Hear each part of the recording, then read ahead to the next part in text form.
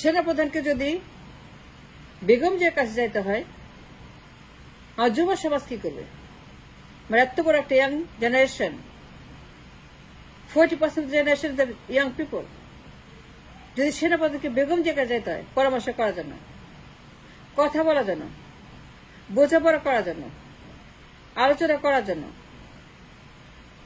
তাহলে পরে এই বয়সে এই শরীরে বেগম জিয়ার, যিনি ভয়ঙ্কর অসুস্থ, উঠতে বসতে কষ্ট, চলতে ফিরতে কষ্ট, সারা বছর তিনি সিক, হুইল চেয়ারে, চলতে পারেন না, উইথ ডিউ রেসপেক্ট, সেনাপ্রধান তার কাছে যেতে হয় পরামর্শ করার জন্য গুরুত্বপূর্ণ বিষয়ে। আমার যুবশকে আন্ডা ভাজি খাবে সারাদিন, আন্ডা করবে, আন্ডা মারবে, আন্ডা দিবে, আন্ডা পারবে, কি করবে যুব সমাজ? কি তাদের ভবিষ্যৎ? সেনাপ্রধান যাই করুক না কেন, I have nothing to say with that, but my concern is Y Begum Zia ওইখানে গেছে কি করতে? তাকে নাচানাচি কেন? এত লেফট রাইট কেন? এত গুরুত্বপূর্ণ কেন? তাকে নিয়ে এত মাতামাতি কেন? এই যে মাতামাতি শুরু হয়েছে বেগম জিয়াকে নিয়ে, যিনি ভয়ঙ্কর সুস্থ, যিনি ভয়ঙ্কর বৃদ্ধ, যিনি ভয়ঙ্কর রকমের নানা মেডিসিন খায়, হাসপাতাল থাকে, নড়তে চড়তে পারে না, হুইল চেয়ারে থাকে, উইথ ডিউ রেসপেক্ট, এই শরীরে এই বয়সে সেনাপ্রধান যায় তার সঙ্গে পরামর্শ করতে। ইফ দ্যাটস দ্য কেস, তো তার কাছে যেতে হবে, তার ব্যতিক্রম নাই, তার বিকল্প নাই, তার কোন রকম অল্টারনেট নাই, বানানো হয় নাই, she is the only one. সেনাপ্রধান মনে করে তার সঙ্গে কথা বলতে হবে, পরামর্শ করতে হবে, বুঝতে পারতে হবে তার সঙ্গে রাষ্ট্রের অত্যন্ত সেন্সিটিভ, অত্যন্ত গুরুত্বপূর্ণ, অত্যন্ত ইম্পর্টেন্ট বিষয় নিয়ে কথা বলতে হবে। যে ব্যক্তি কথায় কথা আইসিইউতে থাকে, হুইল চেয়ারে থাকে, চলতে ফিরতে কষ্ট, খাইতে কষ্ট, উঠতে বসতে কষ্ট, সাহায্য ছাড়া চলতে পারে না, যার এক পা কবরে চলে গেছে, এত বৃদ্ধ, এত অসুস্থ, এত সে সারাক্ষণ মেডিসিনের উপরে থাকে, ডাক্তারের উপরে, হাসপাতালের উপরে, নার্সের উপরে। যে বেগম জিয়া চলতে ফিরতে পারে না, কথা বলতে পারে না, নিঃশ্বাস নিতে তার কষ্ট হয়, সেনাপ্রধান যদি এইভাবে তার সঙ্গে আলোচনা করে গুরুত্বপূর্ণ বিষয়, যদি আর কেউই না থাকে, আর কাকেই চোখে না দেখে, এত বড় একটা দেশে, এত জনবহুল দেশে, এত বিশাল যুব সমাজের দেশে, 40% young people, যে দেশে 40% of the generation are young, তারা কর্মঠ, সক্ষম, সক্রিয়, তারা কাজ করতে চায়, তারা কিছু করতে চায়, but there is nothing to do। সেটা প্রধানত মনে করে there is nobody else to talk about something important, একমাত্র খালেদা জিয়া।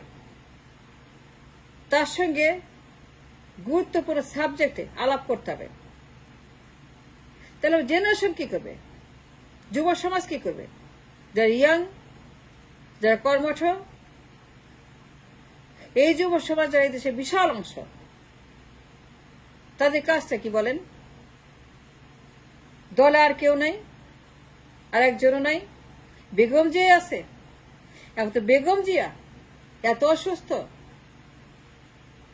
সে এত বৃদ্ধ, এত বয়স হয়েছে, 10টা ভুয়া লাগে, 10টা ড্রাইভার লাগে, 10টা নার্স লাগে, 10টা ডাক্তার লাগে, 10টা ফার্মেসি লাগে, দিন রাত সে অসুস্থ থাকে, হাসপাতালে যায়, আইসিইউতে যায়, দিন রাত ডাক্তার, কথায় কথা হাসপাতাল, কথায় কথা আইসিইউ, কথায় কথা সিসিইউ, কথায় কথা এমআইসিইউ, কথায় কথা নার্স, কথায় কথা তার জন্য চিকিৎসার ব্যবস্থা, প্রত্যেক দিন যে অসুস্থ এইরকম একটি মানুষ, সেটার প্রতি তার সঙ্গে আলোচনা করতে গুরুত্বপূর্ণ বিষয়।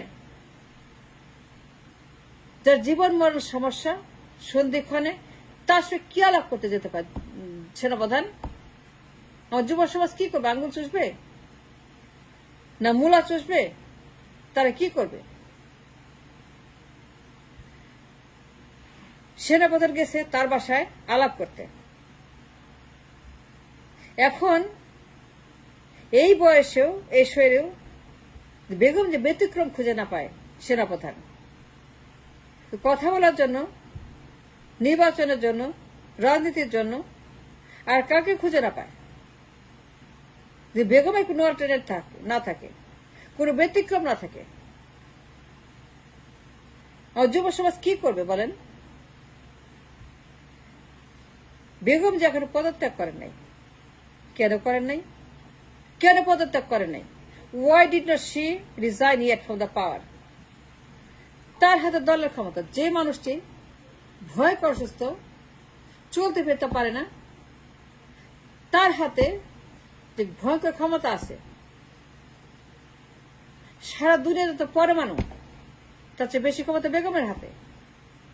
আমেরিকার পরমাণু, রাশিয়ার পরমাণু, ইংল্যান্ডের পরমাণু, ইউরোপের পরমাণু,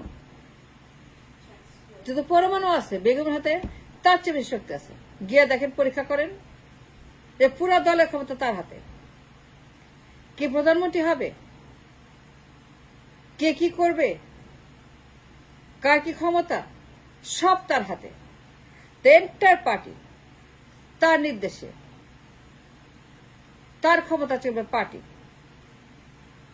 সব ক্ষমতা দলের 100% ক্ষমতা, একটা দলের পরিপূর্ণ ক্ষমতা, without competition, without N alternate, without a parallel, without a ব্যতিক্রম। কেউ না, শুধু বেগম জিয়া। কিন্তু তিনি পদত্যাগ করেন নাই, এই শরীরে পদত্যাগ করেন নাই। তিনি এই শরীরেও বাইরে যান, অনুষ্ঠানে যান, বিগল বাজে, মার্চ পাস করে, তাকে সেলুট করে, তাকে এইটা করে, তাকে সেইটা করে, তাকে ওইটা করে, তাকে ওইটা করে। এই যে তাকে নিয়ে মাতামাতি নাচে চলছে, দিনরাত তাকে নিয়ে, বেগমকে নিয়ে ইন্টারভিউ, অমুকে কথা বলে, তমুকে কথা বলে, বিদেশ থেকে ফোন আসে, তাকে নিয়ে যায় অনুষ্ঠান, জাতীয় অনুষ্ঠানে, রাষ্ট্রীয় অনুষ্ঠানে সর্বোচ্চ গুরুত্ব দেওয়া হয়। ইউনুস এসে তার সামনে মাথা নিয়ে দাঁড়িয়ে থাকে।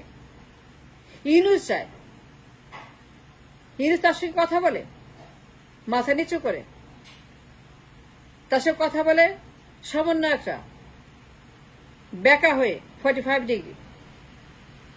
But why? কেন সে এত গুরুত্বপূর্ণ? সে কি ঘন্টা করছে? সে কি ঘন্টা করছে? আমি অন্য কথা বলতে চাই না, কিন্তু যে মানুষ এত অসুস্থ,